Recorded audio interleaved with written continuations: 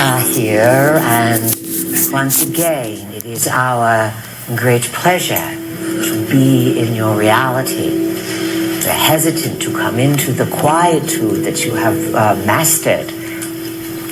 Thank you, Callista, for playing the sound bowls and for stabilizing the inner world. Do you feel it, people? No, this is a big contribution because the inner can mirror the outer, and the outer can mirror the inner. And as we've been discussing with you this weekend, you are in volatile times of conflict, times of change, times of dismantling, revolution. The title we are using are wild card times. This is it. It's not going to go on forever, but for the next few years we'll be having various levels of symphonic involvement in terms of intensity. When you are able, as a group, to quickly create such peace and quietude, and to use, as our vehicle helped you, to use the imagination to ground, to clean, to balance, and to activate, you may think that you're not doing that much.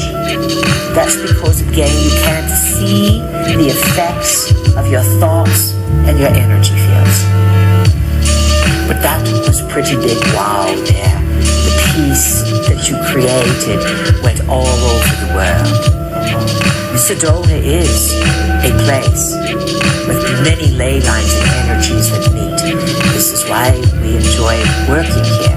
We appreciate the job that Chet and Kalisa do each year to bring us here. But it sets the year in motion, and it is a transmission portal.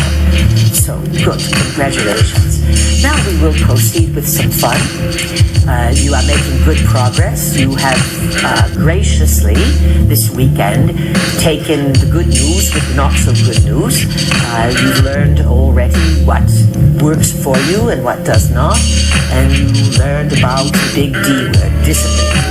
That in your own way, if you set up small disciplines, a little bit here, a little bit there, it's like housework. You pick up this, you sweep this, you do these dishes, the house stays clean. You put it off, you put it off, you put it off, you live like a slob. Same thing with the body, all right? Little discipline here, fixing the body, opening the shoulders, thinking about the spine, checking the chakras a few times a day just to see, dropping a grounding cord, checking that aura, playing with the imagination. This is it. This is what you are here for. You are not here to dribble balls or to push buttons. That's a sideline. But you are here to show that the body can awaken. Now, there are going to be many people who are going to figure out how to get the best miles per galaxy and beyond with the body. And this is going to be quite a demarcation point for humankind.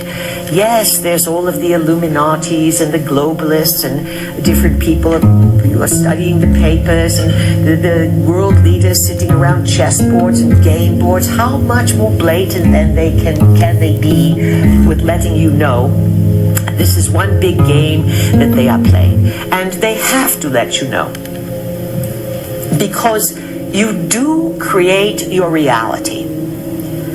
However, by the way, there are other factors who are creating around and for you. And this is why you must wake up. Using your power then dismantles the power of others. And it's time, as we've said, for you to throw off the burdens that you have been carrying as a people. And these burdens really they go up and down, but they are growing greater and greater because of the double-edged sword of the electronic world. Yes, you can become informed, but if these technologies have been presented to you by extraterrestrials and they are allowing you to be informed, obviously they do not feel threatened by you becoming informed, because what you are becoming informed over won't do you any good. You can surf the internet all you want, but you are just looking at data. We want you to use the internet, as we said yesterday, wondering, activating, allowing abilities to come forward so that you are healthy, you are vital, you are feeling good. Remember, this is just a bit of review to emphasize why we work with you, what our goals for you are. We are not here to deal with millions and millions. Our words will reverberate out. But it is always a self-selected smaller number who's willing to work with the body and finding the body to be the most exciting thing. And you, when you are in the ethers, before you are being born and things, sometimes you look forward to the things that will unfold in any given era. And being that time has a simultaneous nature, meaning that all things happen at once, except they are separated by little cells and cubicles of reality, you know what you are incarnating into in general, and you have an idea of the cultural parameters, the challenges, the victories, and you grow up into it. And almost all people are excited about coming back to having a body, and then they get here, and they get distracted. It's a lot of work, people, a lot of work to get the right timeline, to get the right bloodline that will augment your abilities, to connect up with your colleagues. And it's all possible in the late 20th century, early 20th century Earth. 1800s, 1900s, it was a little more challenging. A lot more organization had to happen to create flutterings of synchronicities to bring people together. People lived in small communities, villages, towns. They never left. So they incarnated in groups, and you were with that group. Today you have credit cards and airplanes. And so that you can find your tribe, your colleagues anywhere in the world. This is a window. The internet is a window.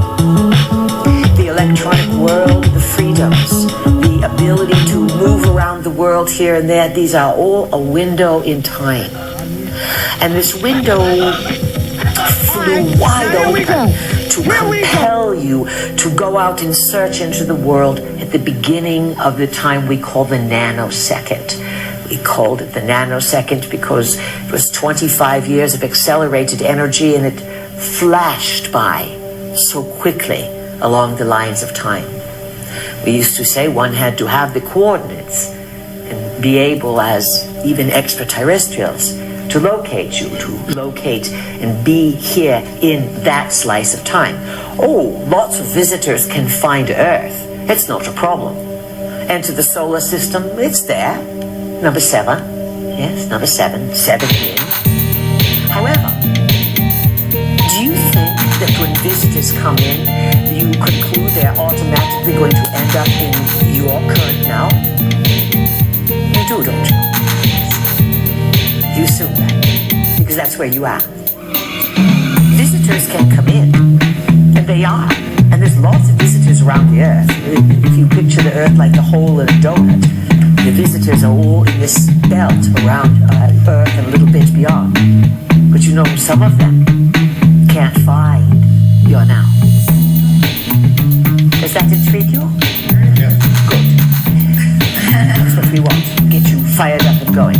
They can't find your now because there's certain qualifications, certain coordinate points. Unless you tell me, I don't know. But all time is simultaneous. This attributes, to some extent, to artistic renditions from what you call the Renaissance era, where craft are painted in. It attributes the Chinese, the Middle Easterns, the Indians, having pictures and ships coming down. Many of the ruler was taken for a ride. I think it's in ping craft. pong. It has been rumored and reported, it is true, some of your presidents were taken up in craft and given a buzz around here and there, just to show that things are really real. Am So I this right? simultaneous time issue is going to become more prominent in your understanding of reality. Do not overfuss yourself like a dog worrying a bone about simultaneous time. It is intellectually a conundrum, but biologically it is valid as an experience. As we said to you yesterday, in these wildcard times, you are going Phew, through thank you. deep advancement, quick bridge making of synapses firing and new neural networks being built. When you are racing around and leading a busy life, eating junk food and when I am overindulging done, in all the I'll acid punch it making hard. things that are so good, it's not that easy for your body to develop new neural networks. You are actually making yourself a candidate for, let's say, electromagnetic collapse. That will be a new disease that will be understood once the medical people come to agreement that you are electromagnetic beings. You are chemical beings. You are a combination of types of energy. And they all need to work in integration and understanding for healing. Yesterday we said chaos, that deceit creates chaos and confusion. And this is a way that you are encouraged to go into chaos and confusion, and that it keeps you from turning your smart time and figuring things out. And if you want to get out of the game, you have to turn your smarts on and go to a new level. So it's very exciting. Actually, it's one of your most thrilling lifetimes along the lights of time. And if you accepted that, and that you're not wearing crowns and you don't have big jewels on you, but you have something that is beyond all of that, use it. So let's see what else is important. The outer is mirroring the inner is mirroring the outer. Each one of your personal victories ripples outward. Your biggest challenges, let's talk about the planet Saturn. Mercury, Venus, Earth, Mars. The inner's Jupiter is considered sort of the book marker for the inner. And these inner planets, again, Mercury, Venus, Earth, Mars, Jupiter, they each have effects on the collective. They have the effects on the individual more pronounced and differently. So when you move outside that belt, you go then to the planet Saturn, the big one with rings, in case you don't know your cosmic counterparts. And you know the Anunnaki, they named the planets for themselves. The god Anu, which planet is his? Who knows? There's a clue, figure it out. For what is it? Oh, very good. All right, you get a gold star there. Who was said that answer? Dylan? All right, good. Uranus, yes, there you have. U-R-A-N-U-S. Right in there. Oh, hidden in plain sight.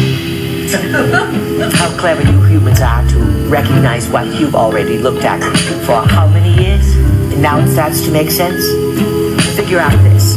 If you are decoding things that have always been there, the tidal wave is coming this year to push you to read symbols, to see through things, to see things you always see, but then the knowing is going to come up to fill in the blanks.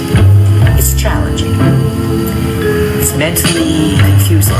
It can be destabilizing. Do not think you are losing your noodles unless you start acting really weird you are. That's an indication. But otherwise, if you are getting messages or hearing things or seeing things, if it's voices, turn them off.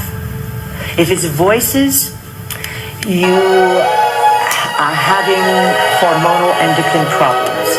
and the endocrine system, the hormones are all out of whack, and they're allowing something else to come in. So there needs to be a quietude in nature, stabilizing, and you are in charge, and you make a boundary, and you can create guardians. Years ago, our vehicle was feeling, long time ago, harassed by beings that often go after people in the sleep state. They go after you when you are dreaming. You go after your body, and some of these beings see you are glowing because you are running light through the body, you are awakening, you are a walking, sleeping advertisement for who you are. And if you're not that smart and you're big, kind-hearted and open and naive, they like to come, some of these dark troublemakers, to attack you while you sleep. And they may press on the chest or attempt to stop your breathing, and they very seldom do great damage, but they give you a big wake-up call so you know they are very real. So our vehicle said enough of this, as she does so well.